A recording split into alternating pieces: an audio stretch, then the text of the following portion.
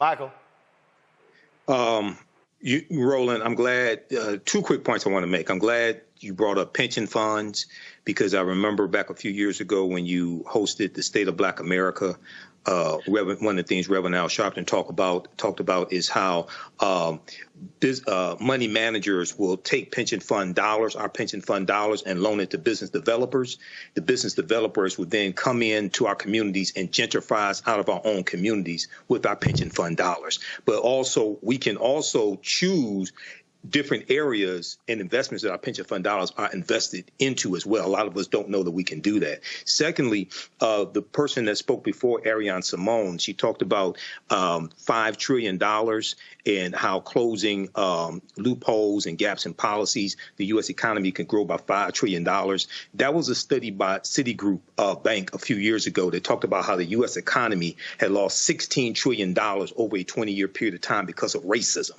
And they specifically stated that about $13 trillion in business revenue never flowed into the U.S. economy because African-American entrepreneurs could not access bank loans. They talked about how black workers have lost $113 billion in potential wages over the past 2 decades because they could not get a college degree. Black people could not get a college degree. And lastly, they talked about how the housing market lost $218 billion in sales because black applicants could not get home loans. Well, Vice President Kamala Harris, when we look at policy, $50,000 tax cut for new businesses, that's something that we can take advantage of. And then also when she talks about 3 million new homes being built in her first 4 years in office, that also addresses housing and a generational wealth, having an asset to pass on to future generations as well for African Americans. So all of this is connected to policy, which is connected to who the hell you vote for.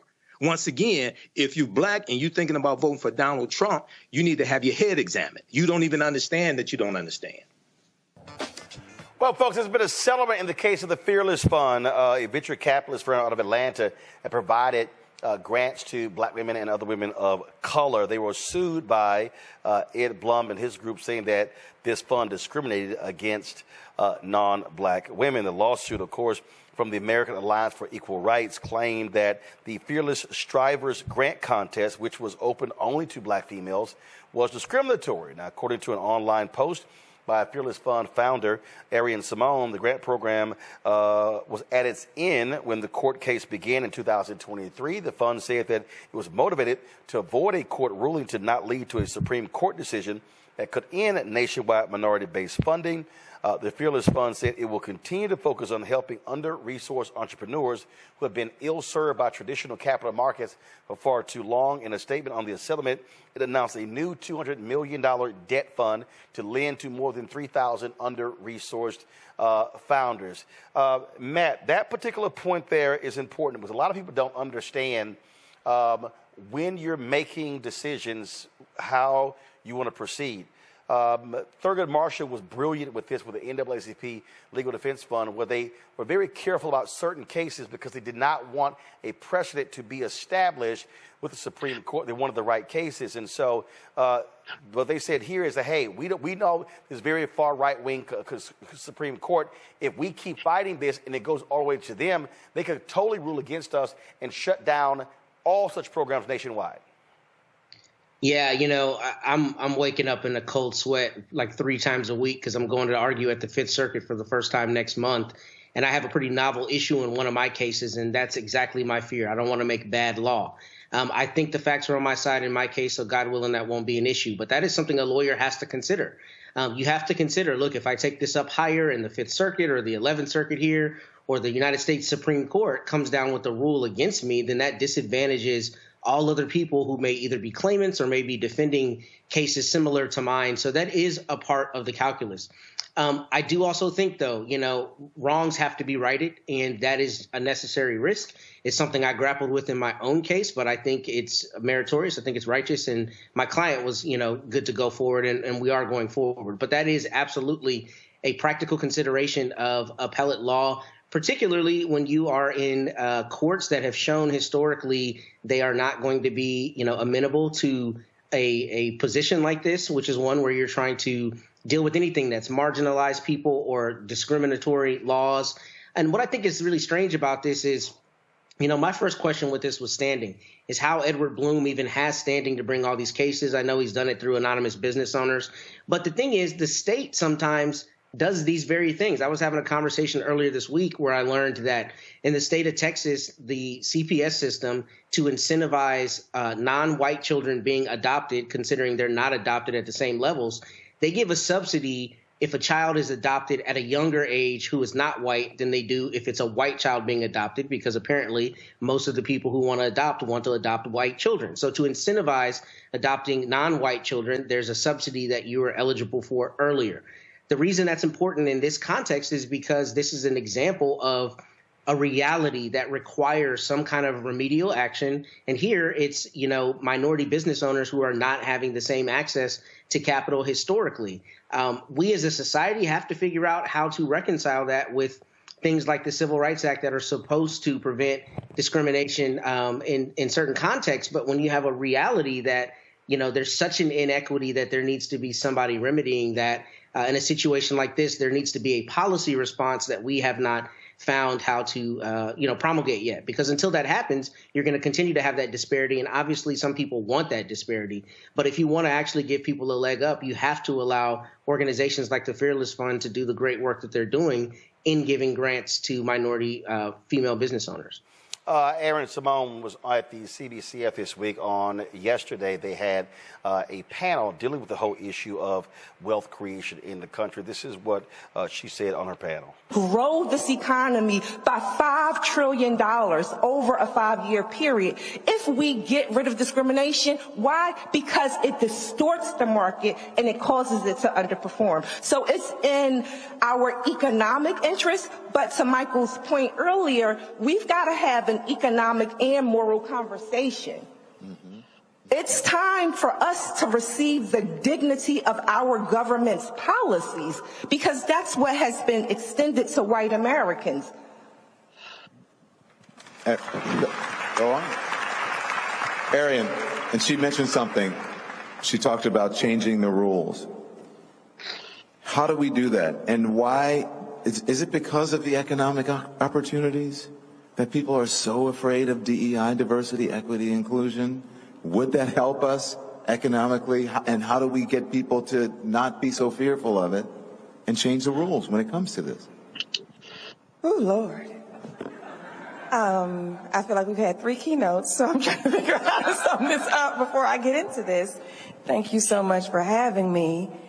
I want to touch on something right before I answer your question, if you don't mind. When you started the conversation, you were talking about the wealth gap. Yeah. And Attorney David elaborated on the 8 to the 12. I want to shed light on why we're having a catalytic effect right now when it comes to the wealth gap. It's called the technology industry. It's the world's largest wealth-producing industry, and it is funded by venture capitalists. The venture capital and private equity industry is a $62 trillion industry. And the largest investors are pension funds. Pension funds are made up of teachers, firefighters, police officers, and many more. Many careers that have people of color at the backbone of those industries. Sounds similar to something before 1865 when I'm about to break this down. So you have the pension funds right here. And then the money goes up to the VC industry, that's $62 trillion. That's controlled by 92% white male. And then that money goes all the way up to the white startups that make these tech companies. And very rarely does it make a full circle impact. So I wanted to explain that because the tech industry is what's making this wealth gap get even larger and larger at a very, very rapid rate. So I wanted to definitely give that clarification. And when you talk about diversity, equity, and inclusion, to answer your question, no one should back away from the term of it. No one should back away from anything, because diversity is just good business. The U.S. economy is made up of over 50% small businesses. And when you disrupt the access to capital to small businesses, you are in essence disrupting the whole entire U.S. economy from a macro standpoint. So DEI needs to stay and not die. and everybody needs to just stand strong. Mahalet, I'm going to let you get in, but there's something I just... Kelly, that she said I think is particularly important when she talked about pension funds. And what I keep saying to black folks is that we're trying to change stuff from the top with venture capitalists. No, the money's coming from down here. That's public workers. And so what needs to happen is the organization and the mobilization of public workers saying, yeah, y'all not going to take our money and just invest it. We're going to demand stuff on the front end and not wait until you already have received our money and you keep giving it to white folks. Exactly. And to your point, I believe this is where unions come into play and why they're so important. And when you see these union strikes, when you see people being disenfranchised because they want to be in a union, they want to build a union, and they are being blocked by their employers for whatever reason, this all, is connected. It all makes sense. And when we finally understand our collective bargaining power, I think we're really going to make some substantive changes as far as what we were talking about in that clip. Michael.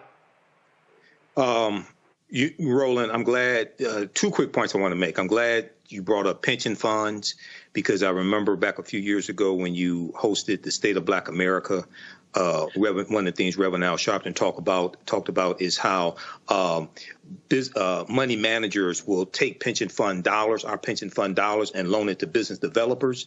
The business developers would then come into our communities and gentrify us out of our own communities with our pension fund dollars. But also, we can also choose different areas and investments that our pension fund dollars are invested into as well. A lot of us don't know that we can do that. Secondly, the person that spoke before, Ariane Simone, she talked about $5 trillion and how closing loopholes and gaps in policies, the U.S. economy can grow by $5 trillion. That was a study by Citigroup Bank a few years ago that talked about how the U.S. economy had lost $16 trillion over a 20-year period of time because of racism.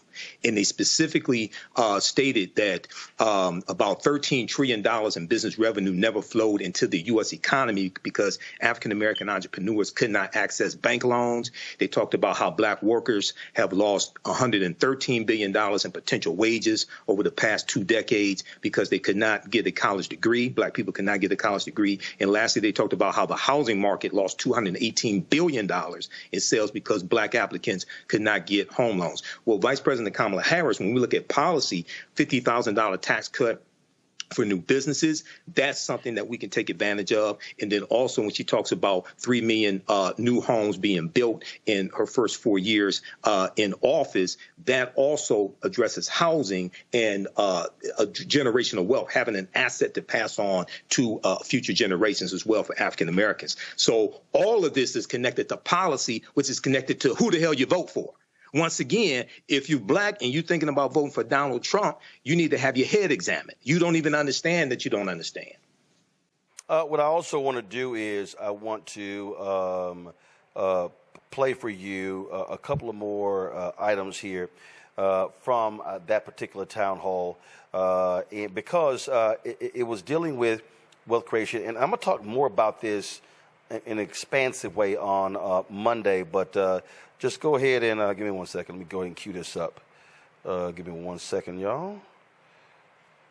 I wasn't going to go to this, but what the hell? I'm going to go ahead and play it. Let's see here. When Martin Luther King gave the speech here in Washington in the 1960s, the wealth gap between black people and white people was 8-1 in the 1960s. Today, it is more than 12-1. That's important foundation for us to think about how do we close the wealth gap? How do we think about generational wealth? We are in a moment in this country where we can rethink and reconceptualize how we grow into creating generational wealth for people of color. This is not about how much money are you making at your job. That is wages. We're talking about creating wealth. And that is about creating assets, homes, and other assets that you can pass on to your children, to people that are your descendants. And that's what we have to think about in this conversation of generational wealth. When you say from a moment of, talk about from a place of aspiration, I want us all to think about how we look at our young people and talk to them about financial literacy. Talk to them about what a balance sheet looks like. Talk to them about what interest rates are. Talk to them about the difference between the Treasury Department and the Federal Reserve and why they need to care. Because the other families are talking to their kids about interest rates. They're talking to their kids about creating bank accounts. And we need to do the same thing if we want to create and close this generational gap, this wealth gap that unfortunately continues to increase. So I think that's where I would want people to focus on and start thinking about, because yes, we can pass all the laws and all the regulations that we want. And I want to thank Chairman Horsford for doing so much of this work with the Black Economic Agenda that they introduced legislation. But a lot of the work is on us. A lot of the work is making sure that we talk to our families and our friends about creating generational wealth and how we do that. John, I want to continue the conversation that we were having in the green room, the conference room in the back, and just to fill people in. You mentioned knowing what a spreadsheet and all of that is. Did you say a spreadsheet or a financial? Whatever. Yeah. So let's talk about financial literacy. And you said that the vice president mentioned it the other night. Those aren't just words. It needs to be done. You talked about starting savings accounts for young people, especially young black people, and that we need to be financially literate. Can you fill our audience in and pick up on what we were talking about? Because I think it's really important when it comes to this conversation we're having. Thank you, Don. Agree with you 100%. Mr. Chairman, thanks for having the vision to do this. We're sitting in a moment in history. History does not feel historic when you're sitting in it. It just feels like another day. But that does not mean the moment is not historic. This is the third Reconstruction right now. Started in 2020. First Reconstruction was after slavery. Second one was the Civil Rights Movement. Third one was 2020, kicked off with George Floyd's murder. With regard to us, it'll last to 2030 if we're lucky. This moment's not coming back again. Financial literacy is the civil rights issue of this generation. Period. Black capitalists matter. Period. This is not a new conversation, Don. After the Civil War, by the way, slavery was about money. Am I talking to myself? Slavery was about money. Free labor. Slaves were worth more than railroads and everything else in this country combined in 1860. The wealthiest city, Don, in America in 1840 was Natchez, Mississippi. In the world, rooted in slavery. 1865, Abraham Lincoln and Frederick Douglass, after the Civil War, Dr.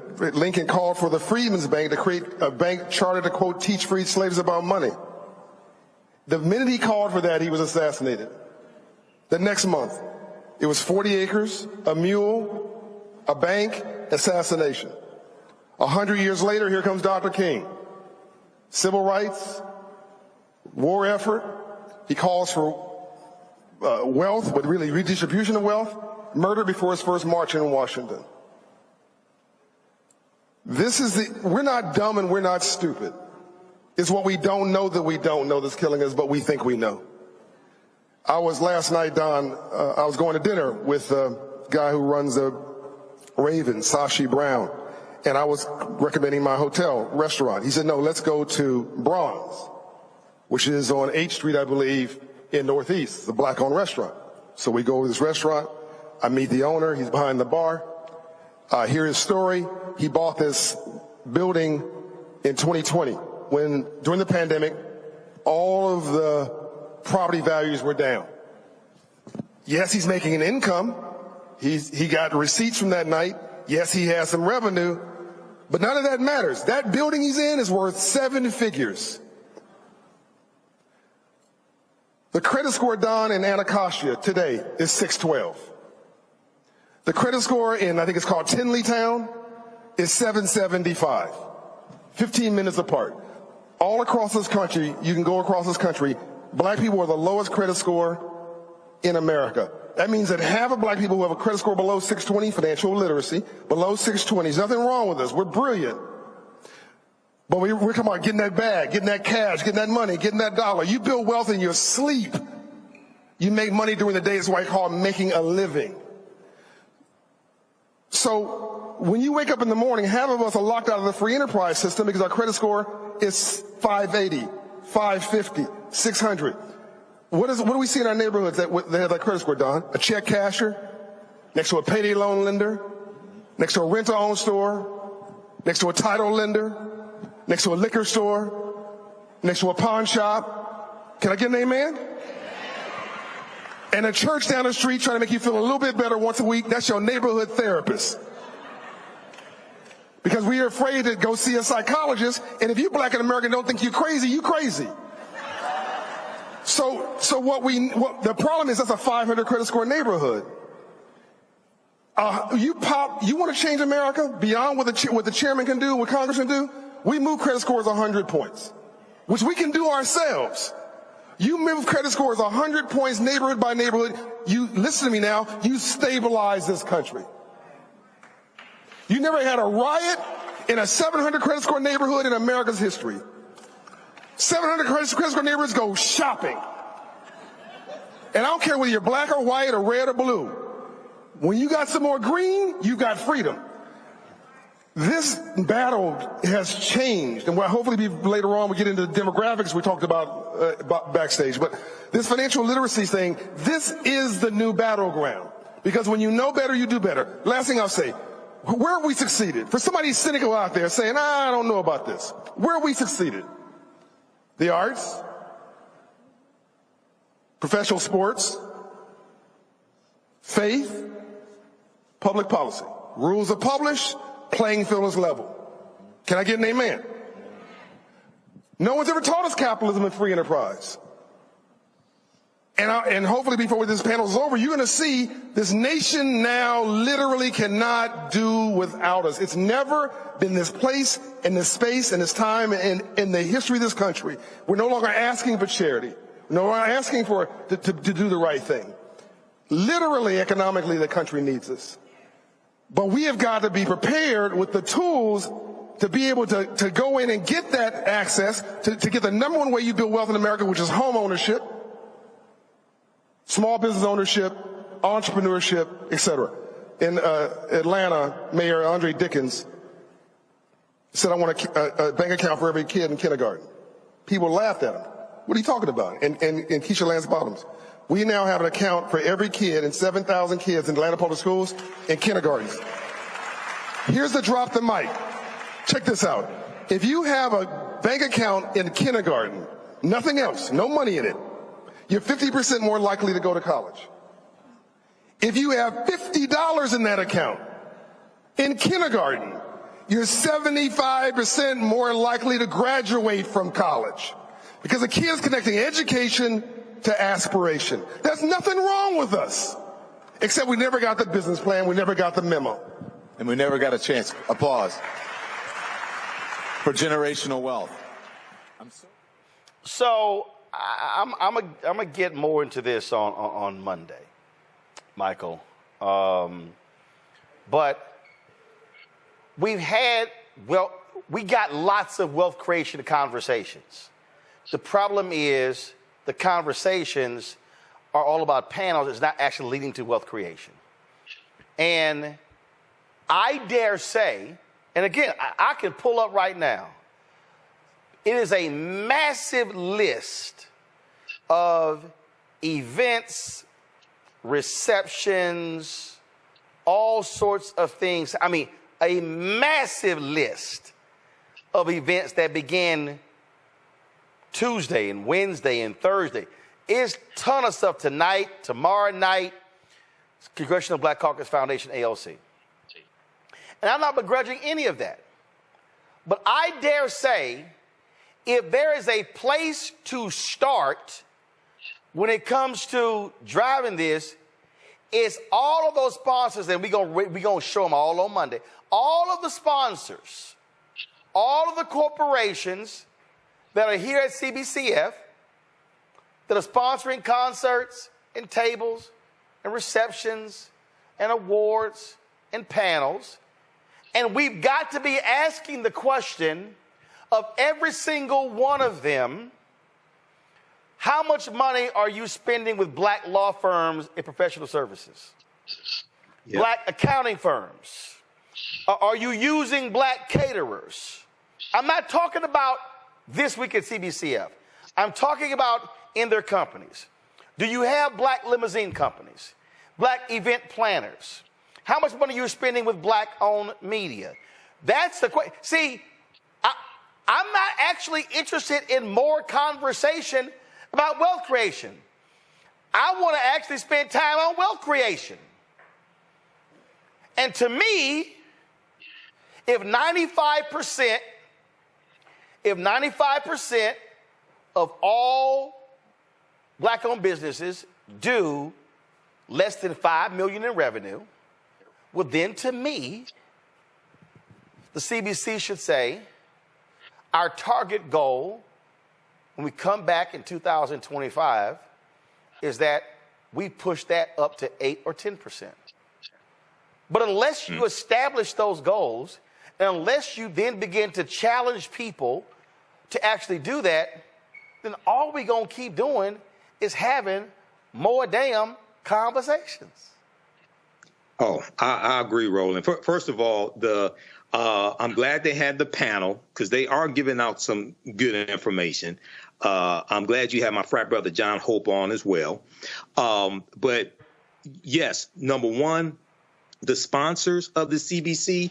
This is a question I have when I look at things like that, and I'm speaking from the perspective of someone who managed an African American owned business, who had various contracts, who had contracts with local city government and state government, things of this nature, but also worked alongside like corporations as well, because people talk about business ownership, but don't realize that if you don't have clients, if you don't have contracts, you really don't have a business.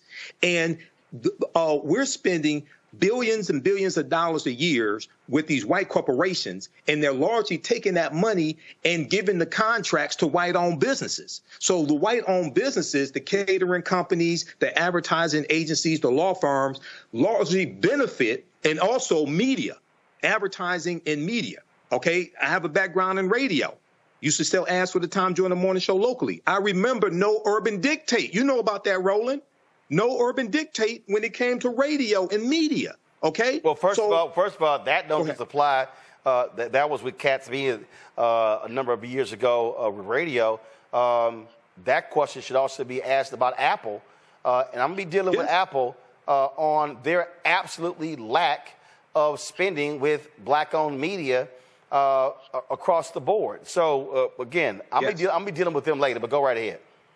Yeah. So all these corporations have to be pushed on this. And a lot of us really don't understand that. We get excited when they buy tables at our events or we see their logos and things like this. But I look at the back end. I taught my degrees in business administration. I taught entrepreneurship for 7 years. I know the money on the back end. And this is one of the things that Reverend Jesse Jackson, the Rainbow Push, was so good about when he had his nationwide economic boycott of Coca-Cola in 1981, because he was able to get tangibles from that. And people really need to go study what he did. Economic investment into black-owned banks, bottling companies, bottling distributorships, things like that for African Americans for Coca-Cola. And we're not really approaching this from the perspective of understanding the potential growth that getting a return on our investment in these white-owned corporations can have. Because we're spending money with them, just like how they're starving African-American-owned media. Okay? That's unconscionable. This should be They should be targeted nationwide. Some of these corporations should be targeted nationwide for economic, for some type of economic withdrawal strategies or something like that to put pressure on them, because they're not just going to do it willingly. We saw what happened with George Floyd. After the George Floyd protests, we saw corporations donating millions and millions of dollars, and then after a period of a year, 2 years, 3 years, they start scaling it back, especially with the attack on diversity, equity, and inclusion. So we have to understand that how to play this game to win, and we have to keep our foot on the gas. So, Matt, again, the thing that I look at whenever these conversations happen, and I've seen these discussions at the National Urban League Convention, at the NAACP, and I can just keep going on and on and on. And the first thing I do is I go, what's their spend? Not the philanthropic spend. What is the corporate spend? You're a lawyer. Every single one of these companies use outside law firms. Every single one of them. And they spend millions of dollars a year on professional services fees, and very few of those dollars go to black folks. So if you're a black law firm, or you're a black accounting firm, and whatever, this is how you're able. I told somebody, I was having a conversation with the head of the SBA. I said, listen, this business has been profitable. Now, for people to understand, profitable means that you made at least more than $1 than you spent. Mm-hmm. So the problem for some folk, they hear profitable and they think, oh, you make as much money as CNN. No, that's the whole problem with some folk. So you can make $1 more than you spent, and you're in the black, you're profitable. But the reality is, we have been profitable by more than $1.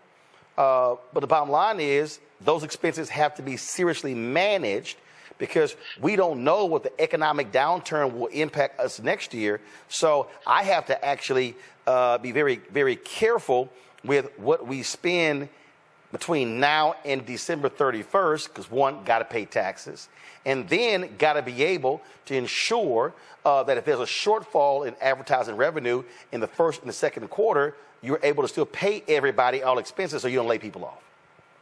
So I say all of that to get people to understand that if we're talking about how do we build wealth, how do we create economic opportunities, I'm going to use an example. This is very basic. I need everybody listening to what I'm talking about, because I think when we say create wealth, people start thinking Tyler Perry wealth. Now, that's a whole separate type of deal. When my TV One show ended, the sister who was doing the makeup, I was in the chair, and she says, Roland, I got to thank you. I said, why? She said, I got to thank you for hiring me to do the makeup for this show. The previous person we had to get rid of, so Sharon did the makeup. I think it was the last two and a half years of the show. She said, doing the makeup on this show allowed me to buy my first home. Now, wow. So she worked, it was 4 hours a day. I think where it may have come out to $70,000 plus $1,000 based upon hourly rate. But see, here was the key. Because she was doing the makeup on my show, a lot of the sisters who were coming through the show liked the job that she did. So when they had other things happening in D.C., including some of the entertainers, they were hiring her. So she was getting other jobs off the basis of doing the makeup on my show. In fact, she began to get other opportunities. She began to pick up other opportunities. She began to do the makeup, and she would often say, oh yeah, this person and that person and that person. And I follow her on social media. And I saw her one of her posts. And one of the posts was real interesting because she was talking about where she started and where she's been. And by doing the makeup on our show, connecting with other people, led her to do the makeup for Supreme Court Justice Ketanji Brown Jackson. So when Ketanji Brown Jackson was in Vogue, you're sitting here seeing Sharon's work. And she posted just how amazing the opportunity was. Now, Vogue did not give her credit for, no, matter of fact, they did. See, I need everybody listen and watching to understand, because see, y'all don't understand how these things are connected. What does that say right there? Drop the lower third. In this story, makeup, Sharon Richmond. So, if there's no black-owned media show, Sharon is not getting the opportunity because in the television makeup industry, there are few black women doing makeup on TV shows. Some of y'all don't hear what I just said. Mm-hmm. So that's wealth creation, because by working on this show, Sharon is able to buy her first home. This is what we're talking about. So for me, when I hear these conversations, this is what happens if you are getting contracts, getting opportunities, you now can hire more people. So when I talk about this show, lighting, set design, control room, green screen, set, all built by black companies. So when we get more advertising, when we can hire black production crews, more producers, more writers, more staff. Those folks have jobs. What's then happening is they are sending their children to school. They are able to buy homes. That's what we're talking about in this conversation. So we need our black organizations, NAACP, National Urban League, Rainbow Push, National Action Network, fraternities and sororities, Prince Hall Mason, Eastern Star, Lynx, Jack and Jill, CBCF, CBC, CBC Institute, using their collective influence and power to say, if we're going to have wealth creation, we will start with the companies that come to us to sponsor stuff looking for that black stamp of approval, because that's how you change it. And there's no better place to start than the folk who are sitting right in front of you. I think this is a multi-pronged thing, and I think you're 100% right. I think your example of Sharon, your former makeup person, is a brilliant example of how that can cascade and lead into other opportunities. And I think it's important for black entrepreneurs to be not only empowered, but to be well capitalized and to have as much access to capital to flourish. What I'll say, though, sometimes is when we talk about the wealth creation conversation and financial literacy, I think sometimes our focus can be a little off, where we are too focused on the capitalistic element of it, because I would dare say that the real barometer for a community and a community's financial health and a community's financial progress is the people who are primarily going to be investing and making their life off of wages, because that's the reality for most people. That's not to eschew credit rates and interest. I mean, all those things are important. If you don't know how to negotiate a better interest rate or get a better interest rate when you buy a car, then you're subject to paying more for the cost of that car over the time of the contract. We understand that. But the reality is a lot of this has to be rooted in conversations about policy. And we talk about it all the time on the show. And I know you're focused right now on the wealth creation as it relates to black entrepreneurs and black capitalism. And that's important. But at the end of the day, we really need to look at how is your average black person, what is happening in their life as it relates to policy that affects their ability to get that biggest asset, which is usually what, your house, right? But Matt, I'm not just speaking about black entrepreneurship. Because here's the piece. The black entrepreneur piece, I hire people. So what I'm talking about leads to hiring. So same thing with you. How many people in your law firm? Well, about 20 some odd, 6 lawyers and 15 support staff. All right. So if you get additional clients, you have the ability to grow. If you have the ability to get professional services contracts with corporations in the corporate law space, you now have the ability to be able to hire more people, hire more staff, provide scholarships or whatever. And so that's what I mean. So the wealth building conversation is not solely about the entrepreneur. It's also for that individual. It's for the brother. It's for the brother or sister coming out of prison. So I think what happens sometimes is we think that's only about the person who owns it. That's why I use Sharon as the example. No, this was the example of the person who didn't own it, but who was a beneficiary of being hired to do something and now is able to build something even on her own. Sure, and you're not wrong. We actually agree 100%. So I agree with you. I'm saying what I have seen, what I've experienced is sometimes when we talk about Black wealth building, it's too often in the context of how a person who in an entrepreneurial context can get assets to do exactly that. And I think that's important. I think Sharon is a perfect example of exactly why Black entrepreneurs and Black businesses are not only important, but need to be capitalized better and need to get a much larger share of the pot.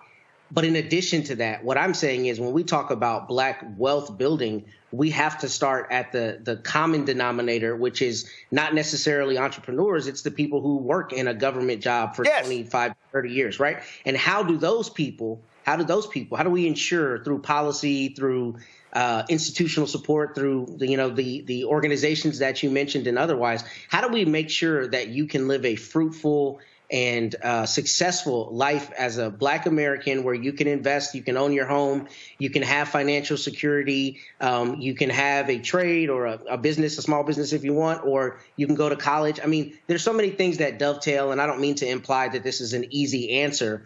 But the reason I think that conversation is important because that's the vast majority of our brothers and sisters. Yeah. It's not people with necessarily the highest earning potential and who have the opportunity to take disposable income and buy a real estate, an investment property. It's more, how do I make sure if I don't necessarily have some of those opportunities that I can send my children to a good school, I can get them educated, I can make sure they've got a little money to go out into the world. And that's the conversation I don't think we have robustly enough when it comes to wealth building, so to speak, because that's the reality for more people. And I think the real question is, how do you make sure that the government support and the government programs, like we're talking about Vice President Harris, support that? Because that's the reality of most of our brothers and sisters, and that's what we need to look at. And I'll give you this. I'm going to close it out with this here. So, John Hope Brown, he praised Deion Sanders for getting with the bank and opening accounts for his players who have children,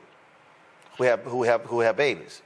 When John's comments, he talked about the likelihood of a kid who has $50 in a bank account in kindergarten, the likelihood of them going on to college and actually graduating, because now they're learning that. I mean, I remember when we had little savings and loan accounts, and me, my brother, and my sister, we all had our little accounts and had $20, $30 in it, whatever. And so it was changing sort of your view in terms of what you were focused on. But the thing that I want to talk about here is that, again, close with, is that when we're talking about on the granular level. I remember when I was at TV One, we had it was Thanksgiving or Christmas, I forgot. So they had potluck, whatever the hell it was. So we're sitting in the conference room eating. And we were just talking, and I brought up the fact that when I was in Chicago a few weeks earlier, we were just taping something at Rainbow Push, and John Rogers just sort of casually, Judge Greg Mathis was asking him about mutual funds. He was talking about how his money was in Merrill Lynch, and we all thought that John Rogers and Ariel dealt with institutional investors. We didn't realize they actually had their own their mutual funds were just regular, ordinary folk. And then John goes, "Oh yeah, they have those. You know, people can start with as little as $50 a month." We all like, any of y'all know that? Everybody was like, "We know that." We were like, "John, y'all might want to tell that story." So what happened was, here we are at the staff luncheon, and I mentioned that, and two of the folks at the table, literally after lunch, went back to their office and opened an Ariel Capital mutual fund starting at $50 a month. And it was one of those basic small things that got them on the road of putting money away in the mutual fund and then being able to grow that and go from there. And that's what we're talking about here. That's information. And so what I desire is from our organizations is to use their leverage and influence to be able to drive these corporations to begin to create the downflow of dollars. I don't want them just buying a table. I want them leaving here and having the downflow of dollars to our corporations, to black companies, which this allows us to hire more people, be able to private level education, because that's actually how you create wealth. Everybody's not going to own a company, but if we are hiring more people, being able to grow, then we can actually impact. So I'm going to have more of this on Monday. Mike, we appreciate it. Matt, thanks a lot. Kelly had to go, folks. Thank you so very much, folks. For everything. Visit our website, AfricanHistoryNetwork.com, AfricanHistoryNetwork.com. You can register for the online history classes that I teach. We deal with thousands of years of history. I teach 2 online history classes, Saturdays 4 p.m. to 6 p.m. and Sundays 4 p.m. to 6 p.m. Saturdays is Ancient Kemet, the Moors, and the Ma'afa, understanding the transatlantic slave trade, what they didn't teach you in school.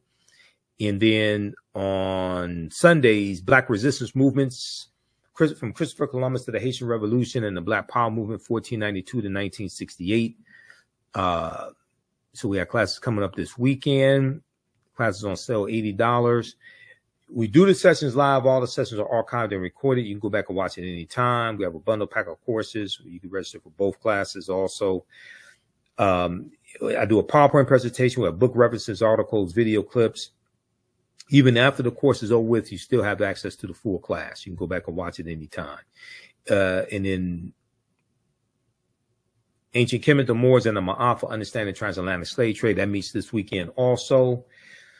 You can we have the course outline here that you can download as well. So it gives you a lesson plan for each class session. There's about 100 articles that we reference. The first class is about 200 slides, 15 books that we reference. You don't have to buy any of the books to follow along in class. Click right here to download the lesson plan also, okay? I show you it's a very visual class, so I show you the